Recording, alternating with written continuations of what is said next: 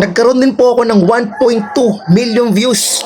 Sa wakas, hindi po sa Facebook ko nakuha yung 1.2 million views, kundi sa TikTok po. Sobrang saya ako po dito kasi 3 buwan pa lang ako nag-start sa TikTok, nagkaroon na ako ng ganito dahil po sa Sex Bomb Girls sa inyong kainitan ng reunion concert ng Sex Bomb.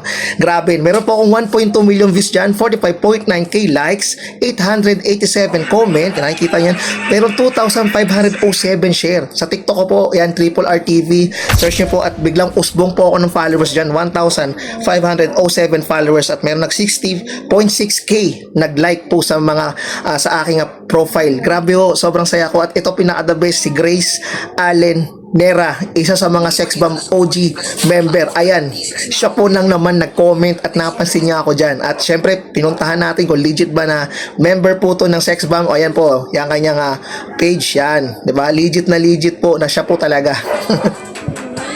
Yan ang pinaka big break ko po dito sa TikTok, no? Ayan, makikita nyo, meron pa ako isang 100 plus na views dito, di ba? Dahil sa Sex Bomb pa rin yan. Grabe. Sobrang saya ko talaga, no? Sa TikTok pala yung big break ko dito na grabe sa Facebook kasi ilang ano na ako nagko-content dito, ang tagal-tagal na, almost 2 years na. Sa TikTok buwan pa lang nagkaroon na ako ng 1.2 million views dito na hindi ko nakakamit sa Facebook. Dito mismo sa Facebook. Kaya gusto kong i-share na wag po tayong tumigil sa mga content creator. Yung mga ginagawa kong mga reaction video, 'di ba? Nagbibigay tayo ng mga komento, 'di ba?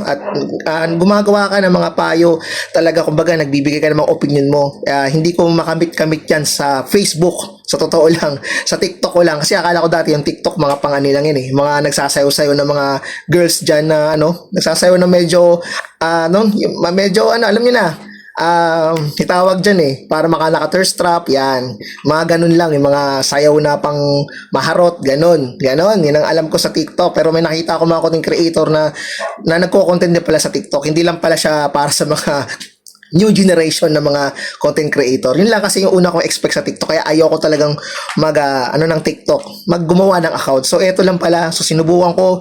Ayan nga, nag-click po. Yung makikita nyo yung mga video ko, matataas yung views kahit pa paano. Yan, TikTok ko ngayon. Sobrang Triple R TV. Follow nyo po ako sa TikTok. At nakakatuwa dahil yung simula nagkaroon ako ng TikTok break. Kaya minsan sa Facebook, di na ako masyadong nagko-content. Pero minsan, ang inano ko lang sa TikTok is basketball content na lang. So minsan may pasingit-singit, pero mas focus ako sa TikTok ngayon. Yun lang. Sana, I hope, maging kung saan yung big break nyo, darating talaga. Kung saan, at doon kayo maging masaya, at doon nyo lang i-push lahat ng mga content nyo. Sa Facebook, nagko-content pa rin ako dito, pero sa basketball content. Nagkaroon din ako ng mataas na views dito yung kay Jordan Clarkson, no? Nagkaroon ako ng 34 point. Pag-usapan natin yan sa susunod. Peace out.